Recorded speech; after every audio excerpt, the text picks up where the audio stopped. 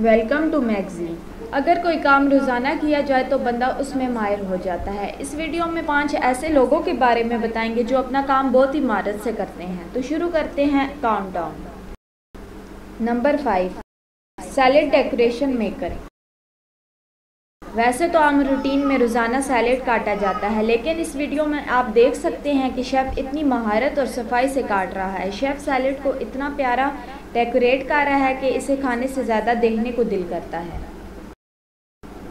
Number 4, 3D wall design.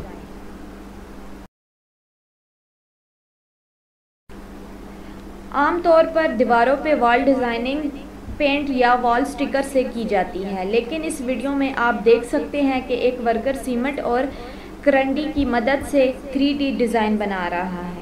ये देखकर ऐसे लगता है कि जैसे आप ये सीमेंट से नहीं 3D स्टिकर हो। Number 3, stamping. अगर आपको एक काम करते हुए 40 साल गुजर जाएं तो आप इस काम में बहुत ही माहिर हो जाते हैं। आप ये काम बहुत जल्दी और आसानी से कर पाते हैं। जैसा कि इस वीडियो में आप देखेंगे, ये आदमी पिछले 40 सालों से स्टैंपिंग कर रहा है और इसकी स्पीड देख के देखने वाला हैरान हो जाता है। ये काम इसको सांस लेने के बराबर लगता है। इसे देखना काफ़ी सेटिस्फाइंग है।